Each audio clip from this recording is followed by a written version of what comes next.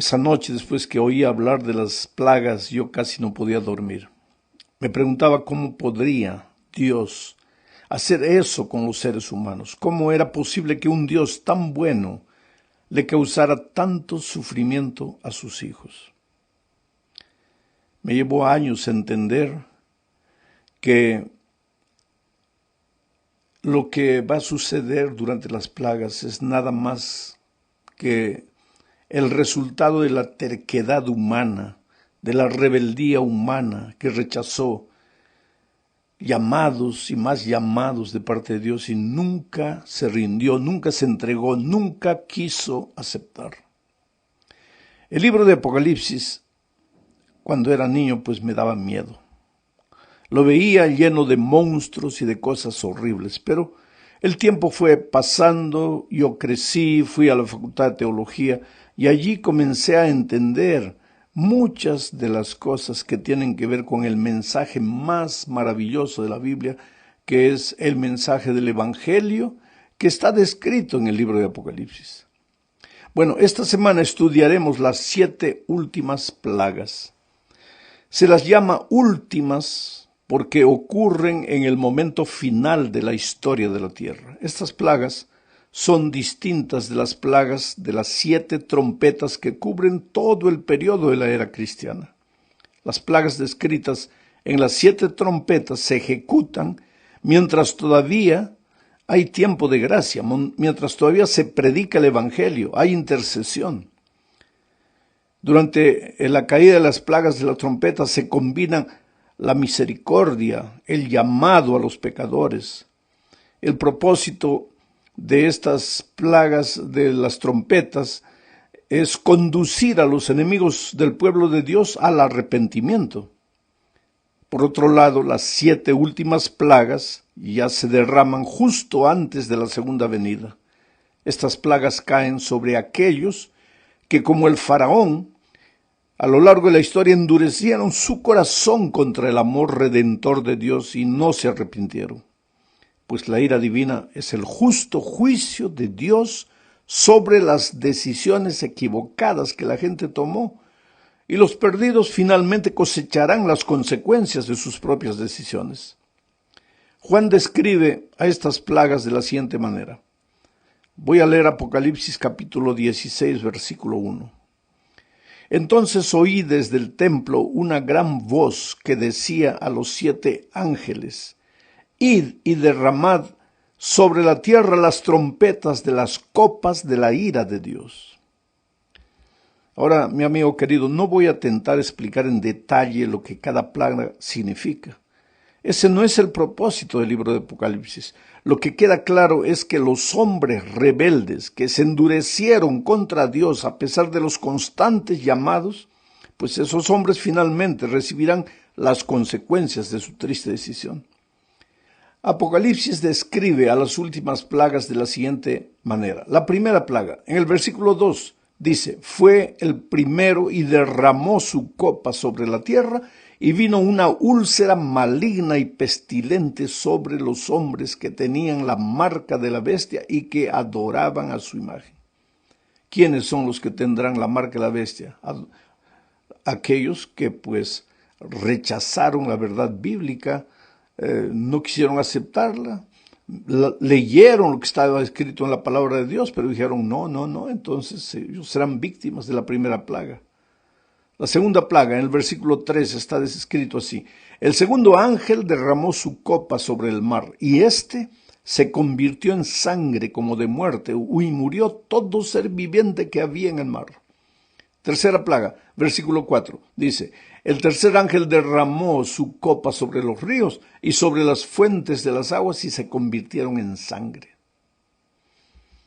Cuarta plaga, versículo 8.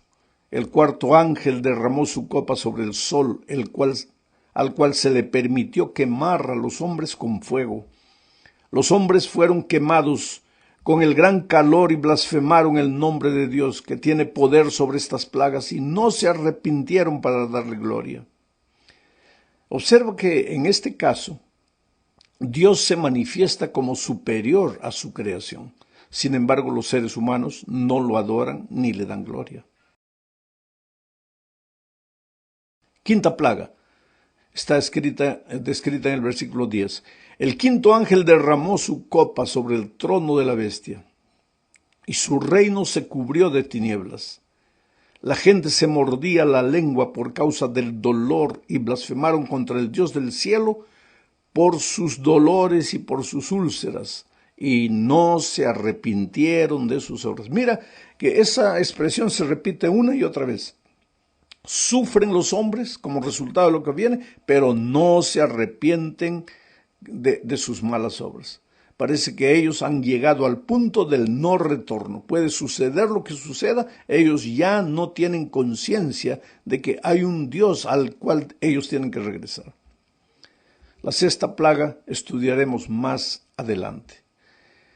La séptima plaga, los versículos 17 al 21 dicen: el séptimo ángel derramó su copa por el aire, y salió una gran voz del santuario del cielo, desde el trono, que decía: ya está hecho. Este ya está hecho es interesante porque ya estamos al fin ya de la historia de este mundo. Ya está hecho. Sigo leyendo. Entonces hubo relámpagos, voces, truenos y un gran temblor de tierra, un terremoto tan grande cual no lo hubo jamás desde que los hombres existen sobre la tierra. La gran ciudad, ¿de qué gran ciudad está hablando aquí? De Babilonia, porque en el contexto se está hablando de Babilonia. La gran ciudad se dividió en 3 partes y las ciudades de las naciones cayeron.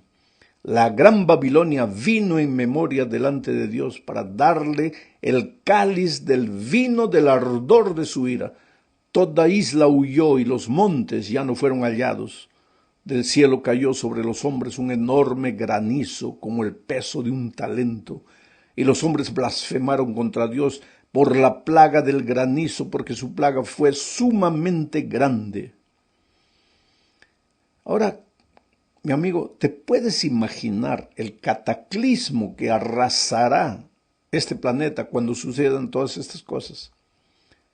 Por cierto, si partimos de la base de que el Apocalipsis es un libro de símbolos, muchos de estos acontecimientos de las plagas podrían ser simbólicos, pero es bueno recordar que cuando San Juan emplea la expresión semejante a o la palabra como, se está refiriendo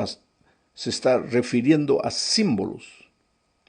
Pero cuando habla de las plagas, no usa esas expresiones semejante a o como. He leído el texto relativo a las plagas tal como está en las Escrituras, porque, como ya dije, mi mayor preocupación no consiste en poner énfasis en las tragedias que se aproximan. Yo sé que hay muchos estudiantes del Apocalipsis que se deleitan y quieren saber qué es lo que significa la úlcera y qué es lo que significa el granizo y cuántos pesa un talento y qué significa el número de gramos del talento. Yo no sé, yo no soy un estudiante de Apocalipsis de esa manera. Yo trato de no perder el hilo central del Apocalipsis, que es la revelación del Señor Jesucristo. Por lo tanto, yo no voy a dar énfasis en las tragedias que se aproximan, pero voy a intentar que medites en la solemnidad de los momentos que estamos viviendo. Las Escrituras están a disposición de quien las quiera consultar, pero yo te pregunto, ¿cuántos leen la Biblia hoy?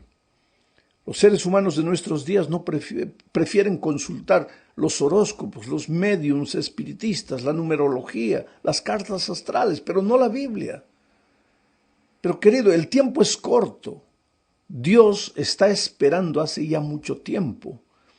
Estamos muy cerca de los acontecimientos finales. San Pedro dice que el Señor no retarda su promesa, según algunos la tienen por tardanza, sino que es paciente para con nosotros, no queriendo que ninguno perezca, sino que todos procedan al arrepentimiento. En el capítulo 15 de Apocalipsis, o sea, antes de describir las plagas en el capítulo 16, encontramos al pueblo de Dios victorioso. Es un pueblo fiel, un pueblo obediente a lo que Dios ha escrito en su palabra. Ese pueblo ya ha sido sellado por Dios en el capítulo 15, porque el sellamiento sucede en el capítulo 14. Ahora ese pueblo, el pueblo de Dios, está protegido de las últimas plagas. La descripción de todo eso empieza ya en el capítulo 7. Allí Juan dice: después de esto vi 4 ángeles de pie sobre los 4 ángulos de la tierra, deteniendo los 4 vientos de la tierra, para que no soplara viento alguno sobre la tierra, ni sobre el mar, ni sobre árbol ninguno. Esos vientos son las destrucciones finales que se aproximan. Sigo leyendo. Vi también otro ángel que subía desde donde nace el sol y que tenía el sello del Dios vivo. Clamó a gran voz a los 4 ángeles, a quienes se les había dado el poder de hacer daño a la tierra y al mar, diciendo: no hagáis daño a la tierra, ni al mar, ni a los árboles, hasta que hayamos sellado en sus frentes a los siervos de nuestro Dios.